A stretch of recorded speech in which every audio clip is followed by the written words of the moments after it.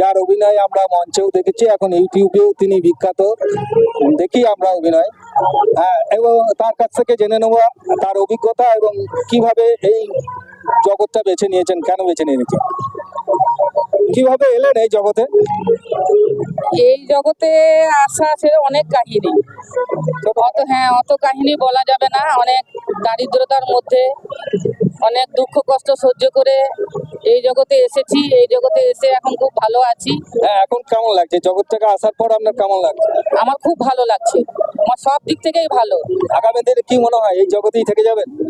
এখন আপাতত সেরকমই ইচ্ছে, যতদিন পারবো বা যতদিন পাবলিক নেবে, যতদিন পাবলিকের মনোরঞ্জন করতে পারবো, আমার ইচ্ছে আছে আমি এই জগতে এখন থাকবো। পাবলিক তো দারুণ ভাবে নিয়েছে, আপনাদের এখন জনপ্রিয়তার তুঙ্গে আছেন, বিশেষ করে অধীর বাবু এবং রামকৃষ্ণ অপেরা, তার টিম একটা দারুণ জায়গায় আছে।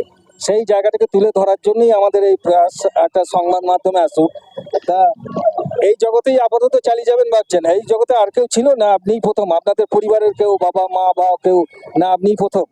না না, আমার বাবা মা কেউ ছিল না, তবে বাবা মা এমনি শিল্পী ছিলেন, বাবাও শিল্পী ছিলেন, মাও শিল্পী ছিলেন। তবে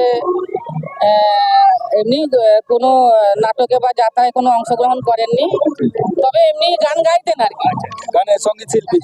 তো অনেক ধন্যবাদ আপনাকে। এখন বুঝতে পারছি আপনি মেকআপে ব্যস্ত, আবার মঞ্চে হয়তো চাপবেন, আপনাকে আর বিরক্ত করব না। তবে আপনার এই দীর্ঘ অভিনয় জীবনে স্মরণীয় অভিনয়, এবং সেই অভিনয় থেকে যদি একটা কোনো সংলাপ, ডায়লগ বা একটা গান আমাদের দর্শকদের জন্য একটু উপহার দেন। অভিনয় বলতে এই মুহূর্তে এখন তো হঠাৎ, ঠিক আছে, আপনার যদি গানও, যদি কোনো দুকলি, খুব বেশি নয়, দুকলি গান। গান বলতে কি গান গাইবো বলুন? যেটা আপনার মানে ভালো লাগে, আপনার সব থেকে জনপ্রিয় হয়েছে এমন গান। জনপ্রিয় যেটা, মানে এখন তো বাংলা গান গাই, আগে হয়তো হিন্দি টিন্দি গাইতাম, তবে এখন বাংলা গান গাই। জনপ্রিয় বলতে সব রকমই গাই, নজরুল গীতি, ভাটিয়ালি পল্লী গীতি। যেটা আপনার সব থেকে ভালো লাগে, আপনার ভালো লাগার উপরে আমরা ছেড়ে দিচ্ছি, দুকলি, বেশি নয়। ভালো লাগা বলতে আমি এখন ঠিক এই মুহূর্তে চুজ করতে পারছি না।